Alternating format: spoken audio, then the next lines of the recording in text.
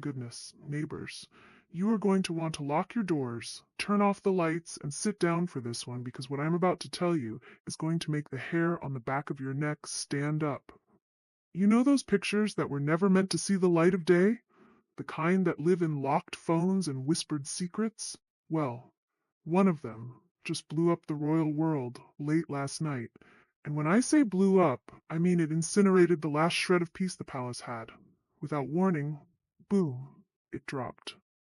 No context, no explanation, just one photo that has sent shockwaves from Montecito to London. And in the middle of it all, standing there with that look we all know so well, is Meghan Markle. But she isn't alone. She is standing beside a man no one inside the palace press office could even name at first. And that terrifying mystery has turned into a full-blown crisis that makes Spare look like a children's book. Now, I know you guys are excited for more bluff. But before we delve into further discussion, if you haven't subscribed, come on guys, what are you waiting for? Hit like, subscribe, and ring that notification bell ASAP. So now, the moment that image surfaced, phones started ringing, headlines began forming, and panic spread like spilled wine across marble floors. It wasn't scandalous in the usual way. There was no wild partying, no obvious wrongdoing, but it was almost worse because of the intimacy. The way they stood, the small tilt of her smile, his quiet gaze, it spoke of something shared, something secret, something that absolutely shouldn't be public. And within seconds, the internet turned into a battlefield. Who is he? Where was this taken? Why does the palace look so nervous? The questions flew faster than the press team could breathe.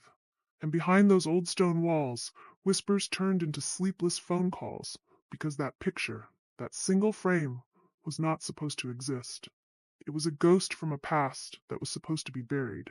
And let's be real, neighbors, on the Sussex side of the fence, the panic was just as palpable. Within minutes, royal reporters went hunting for proof. Was it edited? Was it stolen? But the photo had no watermark, no timestamp, no digital fingerprints at all. It appeared from nowhere, just a soft golden light behind two figures who should never have been together in that specific setting.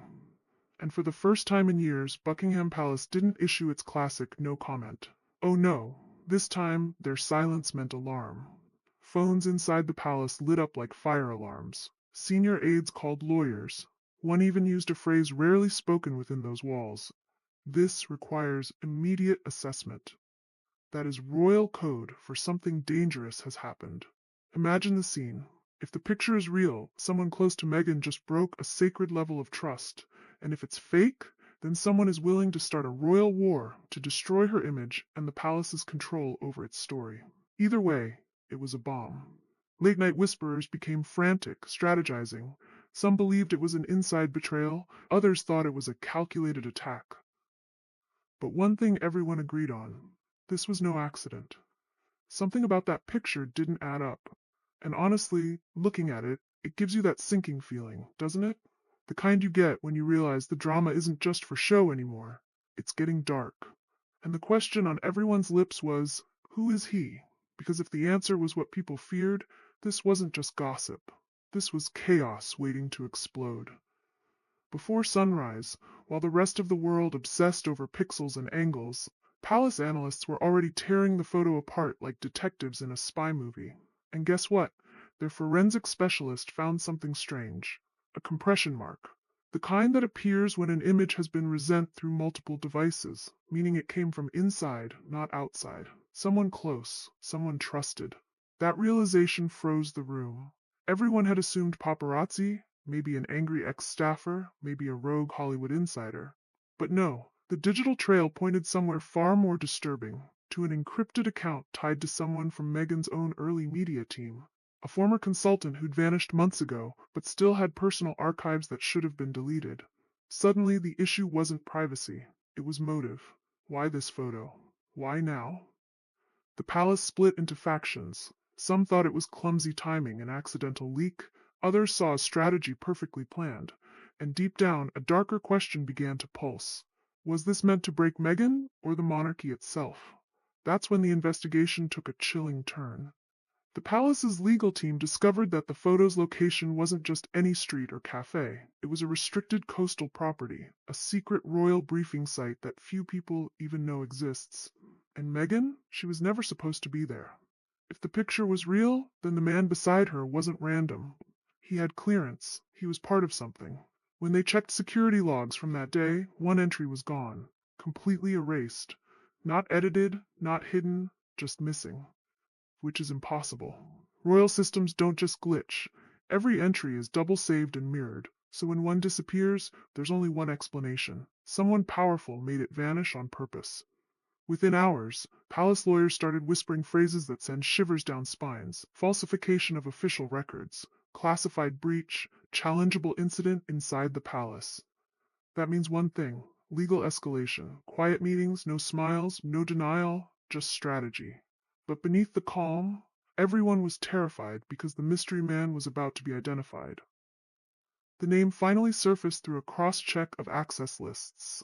Not a guard, not a staffer, but a consultant. A strategic advisor from Meghan's early transition days when she and Harry were first stepping away from royal life. A man who'd met her twice briefly under supervision. And now, somehow, he was back. Not in person, but in that haunting photograph. The identification should have answered everything, but it didn't. It made things worse. Why was he near her again? Why at that secret place? Why now, when the monarchy's stability was already under quiet pressure? No one wanted to say the word aloud, but it hung heavy in every conversation. Sabotage. Legal teams discussed next steps, injunctions, privacy orders, even invoking ancient institutional protections. That last one is so serious it's rarely used. It means they feared the crown itself was being manipulated. Either that image was real and no one could explain it, or it was fake and someone was trying to rewrite history. By dusk, a full crisis meeting was underway. Lawyers, strategists, and 2 private royal aides sat inside a sealed room. Phones confiscated, curtains drawn. That one image glowed on the wall like evidence in a courtroom. Something's wrong, someone whispered. They rechecked travel logs, delivery schedules, even flight paths. Nothing matched. Nothing explained why Meghan was there or how the consultant appeared out of thin air. Someone engineered this, one voice said flatly. They studied every angle, lighting, posture, distance. It was a professional photo, not a candid, and that alone was horrifying. One advisor finally asked the question everyone feared. Was she meeting him on purpose? Silence. Then another answered, or was someone making it look that way? Either way, it was deadly, because both possibilities meant manipulation. Hours later, they uncovered another red flag: the consultant's own travel records. He'd been in the same region that week, but none of it was listed anywhere official. He'd booked hotels under an alias, paid in cash, rented cars privately. He didn't want to be traced. That single fact changed everything. If he was hiding his movements, either he was meeting Meghan secretly, or someone was using him as bait. And in that room, full of polished calm, one sentence stopped every heartbeat. If this is staged, said the senior strategist, then it's not about scandal, it's about destabilization. The word destabilization echoed like thunder, because that meant this wasn't just a royal embarrassment. It was a calculated strike at the institution itself. It makes you wonder, doesn't it? Meghan and Harry have brought nothing but chaos since they left. And now that chaos is spiraling back to them in the most dangerous way possible. By the next morning, the palace reached a grim conclusion. The leak was deliberate, strategic, and perfectly timed. Meghan, reportedly exhausted and furious in Montecito, had barely processed the first image when her phone buzzed again. Another notification, another photo, and this one hit like a blade. It wasn't her beside the man this time.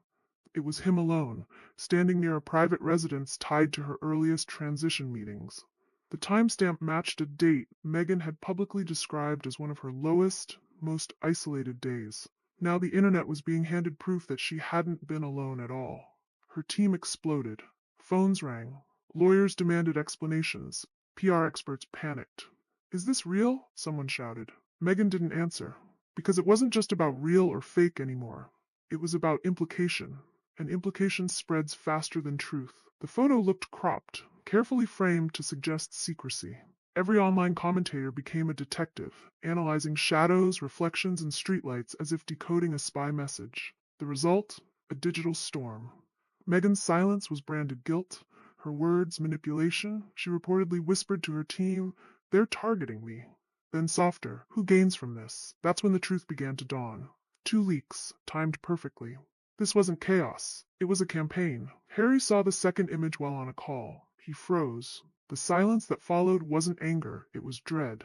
Because that location, that consultant, they were both tied to royal operations from years ago. Things that were never meant to overlap with Meghan's world. It meant someone had connected their pasts deliberately. He turned to her, pale. This isn't random, he said quietly. Someone wants this to escalate. While they argued over lawyers and headlines, Netflix, yes, Netflix, was having its own emergency. Executives jumped on a crisis call. Meghan was one of their most valuable partners, and now a mysterious image tied her to potential institutional scandal. The company demanded her timelines, footage, documentation, anything to prove she wasn't involved.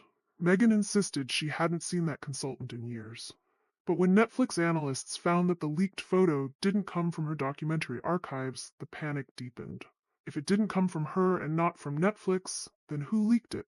A strategist muttered the phrase, "Every PR nightmare begins with 'we need receipts.'" Netflix wanted distance. Meghan wanted defense. And in between stood an invisible war of perception. Meanwhile, inside Buckingham Palace, investigators zoomed deeper into the photos. That's when they saw it, in the reflection of a window behind the mystery man. A faint silhouette.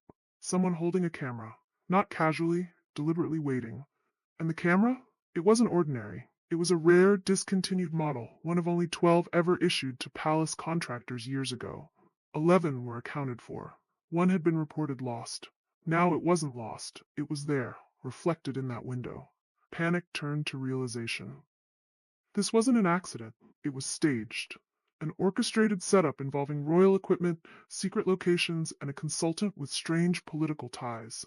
Even more alarming, the image had been processed with software used by European firms specializing in digital influence campaigns, the same region the consultant had just visited under a false name.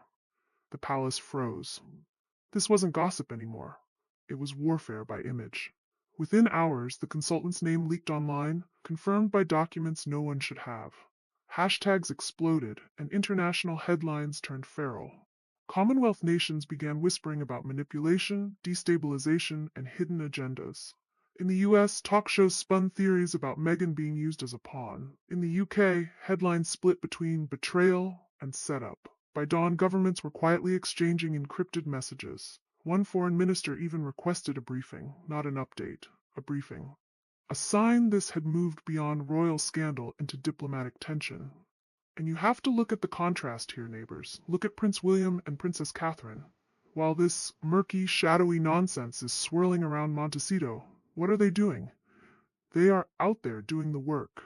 Dignified, clear, transparent.